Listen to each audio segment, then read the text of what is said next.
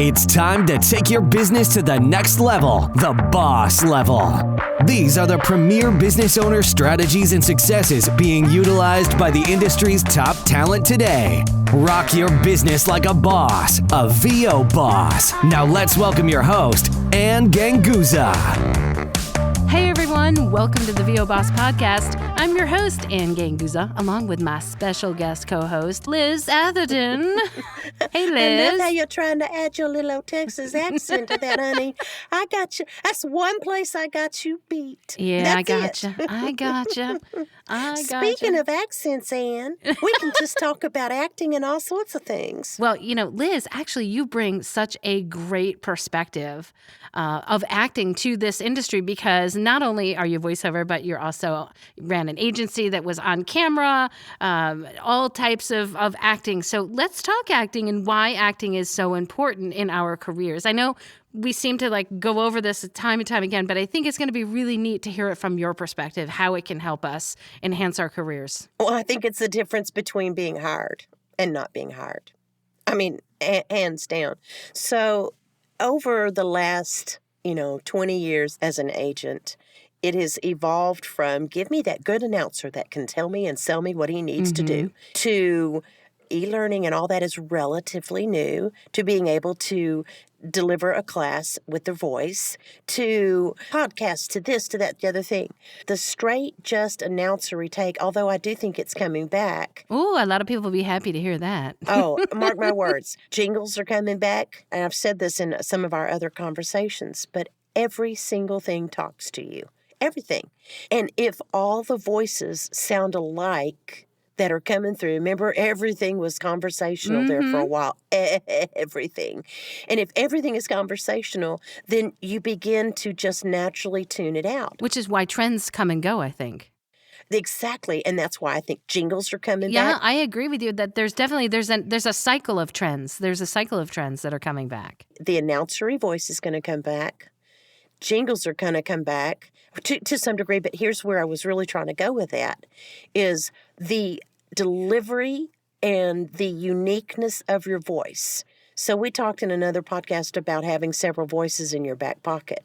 But let's just say you have 5, and one of them is your mom voice, and then one of them is your eLearning, let me just get the information to you voice, and then another one might be a character that you've developed voice, and so on and so forth. All of those require you to understand the character that you are before you step in front of the mic. Oh, yeah. I think all even genres that people think don't require a character, really all of them do. Because something like eLearning, if it's eLearning, you're a teacher. So there's your character. If it's corporate, and these are my specialties, if it's corporate narration, well, then you are an employee of the company typically. And so you always have to be that character that is speaking to usually peers in order to either make a sell or inform. And you have to understand that character. And especially if that character is going to be a repeat character in your genre of voiceover, you need to catalog that character. You need to know what that character would wear. And I know this all may sound like really too far, but it's not. I mean, like Anne, you and I having a conversation right now, we're not acting. We're just talking. Right. We're two good friends who are talking about things that we think people want to hear. But if you told me, Liz, I need you to sell me T-Mobile, immediately I am going to change. And maybe I'm going to pick up my pace and I'm going to step into this. I mean, again, I'm not a voiceover actor. Well, you're going to be in a scene. But I'm going to be in a scene. And my scene partner may be human with someone in the scene with me. Right. Or more than likely, as a voiceover, your scene partner is the person listening. Right. And so if you are that person delivering a line or the copy to the car, you're literally not in a car with people, but you have to imagine that you are in a car with people. Right. And that's the listening audience on the other side of the mic. Well, I know a lot of times when I'm having people create a scene and who they're talking to, if it's a commercial, a lot of times I'll tell them to be the on-air commercial actor and talk to the person on the couch that's listening. Absolutely. Which is an interesting character to be. That is an interesting character to be. But Anne, learning and helping as their coach, right? And walking them through those steps, that's really important learning how to be able to deliver those lines with sincerity and being present and being that voice as opposed to a person, acting out of the voice. Sure. I hope you understood the difference is authenticity. And that comes with skill and that comes with trying to do it. And to me, that authenticity as the character or as the announcer or as the e-learning or as the corporate, that authenticity is what gets you the role. Hands down, it's not what you look like. Right. It's not what you wear. Your studio setup may have a little bit to do with it, but it is how you deliver those lines. Right. We recently did an interview with Tom Kane where he was talking about an audition he went into, and he walked in and they weren't who he was expecting, and he said, well, listen, to me, it's all about the character. And so he develops his voices as characters, and every one of them is a character voice. And that comes through with acting, not who the person is delivering the lines. It doesn't matter what he looks like. It's about how he's delivering the lines as the character. Yeah. And I think we have to be careful here where I don't want people to confuse character with character acting. I think for every genre of voiceover, you need to develop who you are and who you're talking to. And that who you are is your character. So it doesn't necessarily mean that you have to have 20 characters in your back pocket like you would hear on a character demo. I think it just has to be 20 different authentic voices of people that maybe, I'm not going to say the word mimic, but I'm going to say that you are channeling. You are channeling a character through somebody that you know or somebody that you have worked with in the past that can help you to get to that particular voice. And it's just like with the on camera. If you're going in and you're auditioning for a role and they have to see you, when you walk in, you are in the essence of that character. I mean, you're still the same human body that walks in the room, but as you go in and you're the essence of the character that you are performing so that people can see and hear you and feel you as that character. When you are the voice character, they can't see you, but they can hear you, and you want them to be able to feel you as that character as well.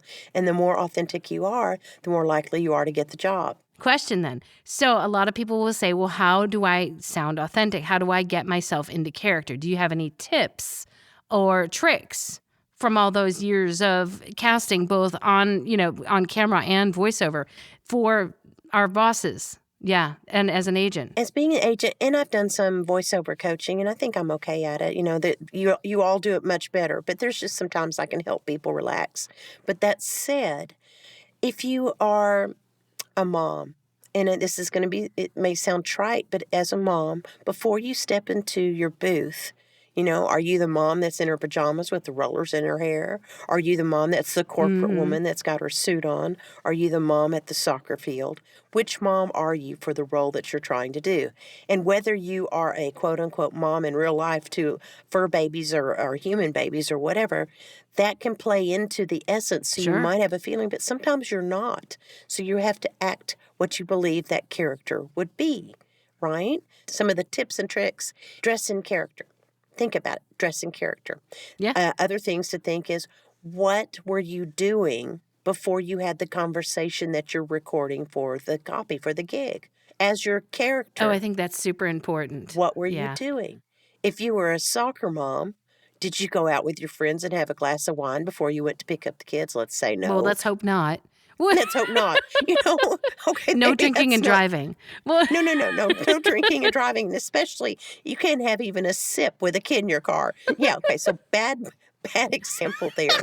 How about having a cup of coffee with a friend? If you were having a cup of coffee with a friend before you go to pick up your kids. Before you go, what were y'all talking about? And even if you just jot these things down now, so you put down a couple notes, had coffee with a friend, we talked about her house for sale, and we talked about my dog, right? Just house, dog, and coffee. So now you're in the middle of recording your copy, and you see those notes, and you remember, oh, yeah, that was going on, and it keeps you in character. Well, I'm sorry, I was going to say, I think that's an important note, because I know a lot of people who do a ton of work setting up the scene, and then they'll pick up the copy, and they'll just read from left to right. And then what happened to your scene that you did all that work setting up? So I think it's important that in the middle and in between sentences, you remember that you are in that scene and you have figured out that maybe things have moved, right? I like to hear movement in a scene when I'm instructing my students, there has to be like, oh, well, what just happened? Okay. And so now you're responding to what? What did the other person say? Did they nod in agreement? Did they ask a question? And if so, are you responding to them? Because I think that really helps to create a true engaging experience and a true interactive acting experience. I totally agree. Someday, one of these things I'm going to create are the things I call booth buddies. And they're three-dimensional. Like, imagine you take a styrofoam head and you cut off the back of it and you put some Velcro on it and you decorate it. And it's a new twist on how people hang up pictures in their booths. So now you've got a booth buddy, and your scene is that you're talking and you talk to it. So if your scene is you're talking to a child, move that booth buddy down. You're still going to speak into your mic, but you're going to be looking down, talking to a kid, and it's a subtle difference, but it makes a difference. It helps keep you in character. It helps remind you that you're talking to a child. You're still speaking into the mic, but your frame of reference, your eyes, everything else are different. Those kind of tricks help. Same thing if you're talking to a peer, whatever. Yeah. Yeah. I've got one too where I always say, imagine that the person's face is on the other side of the piece of paper, because it's so important to never take your eyes off the copy. So I'm always telling people to just look at that piece of copy as if that is the person you're talking to. That their face is right behind that copy. And that way you can gesture, you can react, you can talk to, and you won't have to get nervous that you're going to lose your place or, miss up on a word or skip a line. Right. I mean, and in a perfect world, if it's a little bit of copy, be really familiar with it so you're not glued. But sometimes you don't have time. Sometimes copy comes in, you're on to the next, on to the next, and on to the next. But if you have an opportunity to prepare and in your scene, memorize as much as you can. Don't make yourself not be able to look. But then you can be even more natural if you understand what words are coming.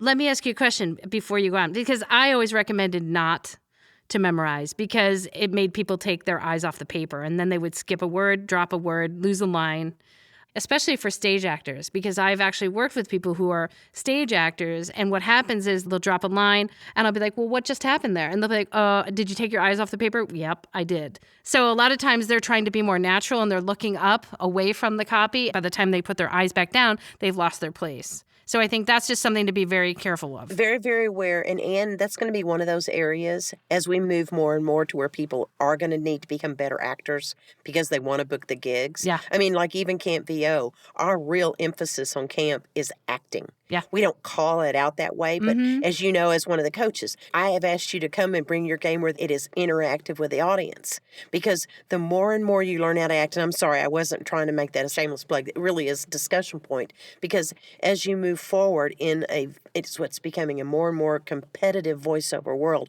What is going to be your niche? Yeah. Everybody can buy good equipment. Sure. Everybody can buy a special studio or something that they can talk from. And AI bots can do your job. If you're AI not bots can right, do your if you're job. not acting, AI bots will take your job, right? And I'm just going to say that I'm not going to say to be afraid of them, but there are going to be certain genres that I think are going to be suited for AI voices, and those will be those types of things that people are not necessarily concerned that they are speaking to a human, or they don't care, like maybe a help bot, and I think that's awesome. So every other genre where they're going to require a human being with a human reaction and an emotion, that's where your acting comes in. And that's where I think it's so important that we hone our skills now, right? Our acting skills, it's so important to hone them now. So that we can be successful and keep our jobs as voiceover talent. Oh, for sure. Yeah, you have to. Take an acting class. Yeah. You're going to meet different people. Always work with the voiceover coaches who know what they're doing. Improv. I can't tell you how important improv is. And all of those things are making you more and more comfortable as you deliver lines. Yeah. And they got to be believable. One other thing is the pauses. Be careful with your pauses in your delivery of your lines. If you wouldn't pause when you're speaking naturally, learn how the actor would do it. That's a great tip. And I'm going to say across the board, every coach that I've ever heard, I've done multiple guest coaches, through my VO Peeps group and also myself.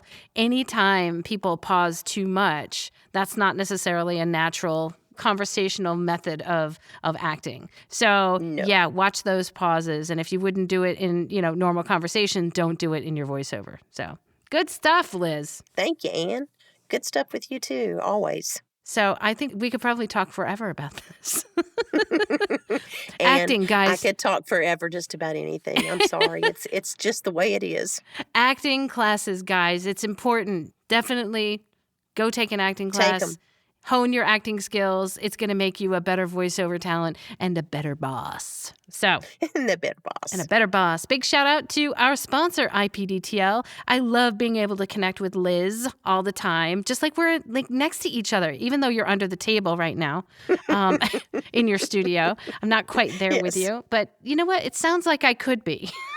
You know, Well, we'd have our own thing with our we'd eat under here. Our feet would hang out. there It's you just the way it go. would We be. could just hang. You know what? And you could. just couldn't do that without the magic of IPDTL.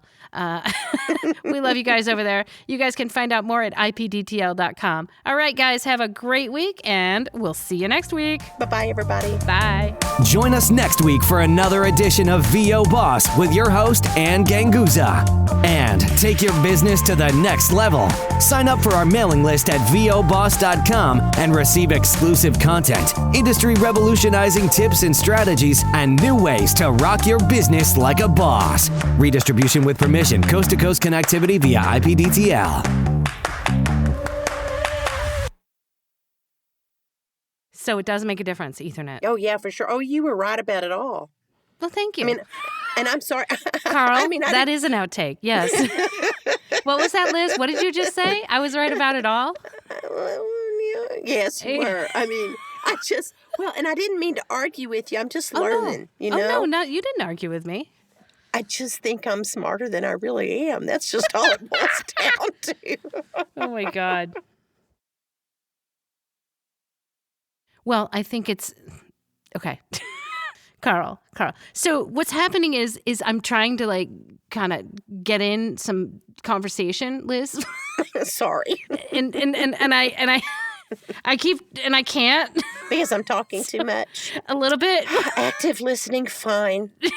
Okay. Just a little bit. That would be I'm great. sorry, and I'm That's not okay. meaning to. No, that's okay. I know that. And now I lost my train of thought. I had a comment and it was back a few phrases ago and I lost it. Like a month? Yeah, it was Okay. like a month ago and before I could get my word in edgewise. But Sorry. I think that this is great. Okay, so what were we just talking about? Damn it. You're talking about Tom Kane. Okay, let's kind of go back to that.